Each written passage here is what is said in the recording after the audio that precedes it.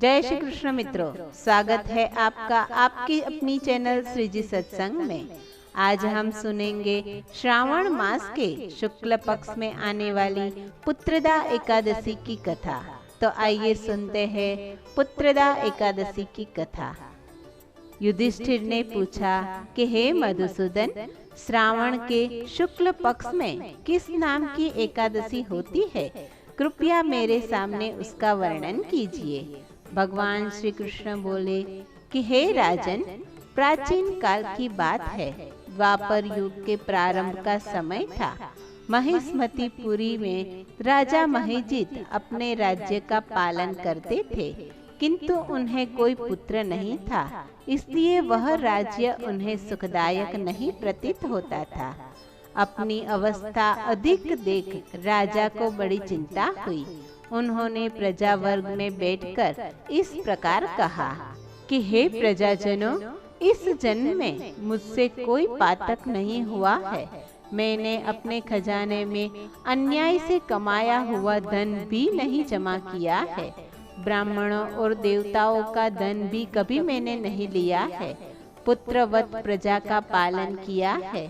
धर्म से पृथ्वी पर अधिकार जमाया है। दुष्टों को चाहे वे बंधु हो या पुत्र हो, उसके समान ही क्यों ना हो, परंतु दंड दिया है।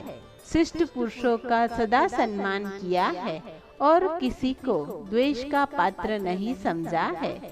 फिर क्या कारण है जो मेरे घर में आज तक पुत्र उत्पन्न नहीं हुआ है? आप लोग उसका विचार करें। राजा के यह वचन सुनकर प्रजा और पुरोहितों के साथ ब्राह्मणों ने उसके हित का विचार करके गहन वन में प्रवेश किया। राजा का कल्याण चाहने वाले वे सभी लोग इधर उधर घूमकर ऋषि सेवित आश्रमों की तलाश करने लगे। इतने में उन्हें महामुनि लोमेश जी के दर्शन हुए। लोमेश जी धर्म के तत्वज्ञ, संपूर्ण शास्त्रों के विशिष्ट विद्वान, दीर्घायु और महात्मा थे। उनका शरीर लोम से भरा हुआ है। वे ब्रह्मा जी के समान तेजस्वी है। एक एक कल्प बीतने पर उनके शरीर का एक एक लोम विशीर्ण होता है, यानी कि टूटकर गिरता है, इसलिए उनका नाम लोमश हुआ है। वे महामुनि तीनों कालों की बातें जानते हैं। उन्हें देखकर सब लोग को बड़ा ही हर्ष हुआ। लोगों को अपने निकट आया देखकर लोमेश जी ने पूछा, तुम सब लोग किस लिए यहाँ आए हो? अपने आगमन का कारण बताओ। तुम लोगों के लिए जो हितकर कार्य होगा उसे मैं अवश्य करूँगा।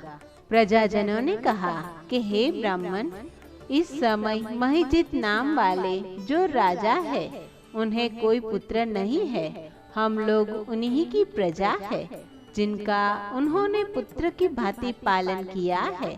उन्हें पुत्रहीन देख उनके दुख से दुखित होकर हम तपस्या करने का दृढ़ निश्चय करके यहाँ आए हैं। हे द्विजोत्तम, राजा के भाग्य से इस समय हमें आपका दर्शन मिल गया है। महापुरुषों के दर्शन से ही मनुष्यों के सब कार्य सिद्ध हो जाते हैं। हे मुनि, अब हमें उस उपाय का उपदेश कीजिए जिससे राजा को पुत्र की प्राप्ति हो। उसकी बात सुनकर महर्षि लोमेश 2 घड़ी के लिए ध्यान मग्न हो गए। तत्पश्चात राजा के प्राचीन जन्म का वृतांत जानकर उन्होंने कहा कि हे प्रजावृंद, सुनो। राजा महिजित पूर्व जन्म में मनुष्यों को चूसने वाला धनहीन वैश्य था। वह वैश्य गांव-गांव घूमकर व्यापार किया करता था। एक दिन ज्येष्ठ मास के शुक्ल पक्ष में 10वीं तिथि को, जब दोपहर का सूर्य तप रहा था, वह किसी गांव की सीमा में एक जलाशय पर पहुंचा। पानी से भरी हुई बावड़ी देखकर वैश्य ने वहां जल पीने का विचार किया। इतने में वहां एक गौ अपने बछड़े के साथ आ पहुंची। वह प्यास से व्याकुल और ताप से पीड़ित थी, अतः बावली में जाकर वह जल पीने लगी। वैश्य ने पानी पीती हुई गाय को देखकर दूर हटा दिया और स्वयं पानी पीने लगा। उसी पाप कर्म के कारण राजा इस जन्म में पुत्रहीन हुए हैं। किसी जन्म के पुण्य से उसे निष्कंटक राज्य की प्राप्ति हुई है।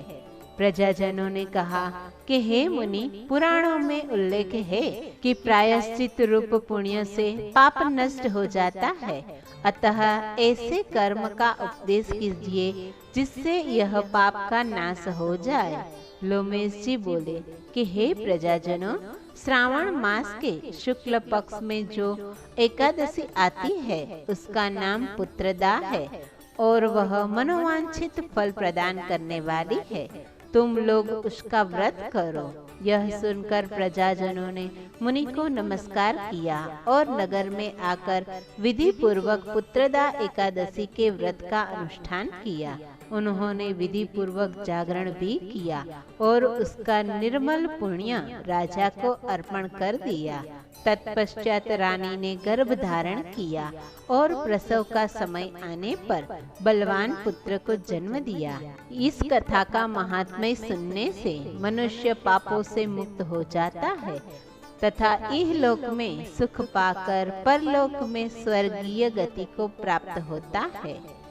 इति श्री स्कंद पुराणे श्रावण शुक्ल पक्षे पुत्रदा एकादशी संपूर्णम। मित्रों, हमारी इस चैनल को लाइक, शेयर और सब्सक्राइब करना न भूलिएगा। जय श्री कृष्ण।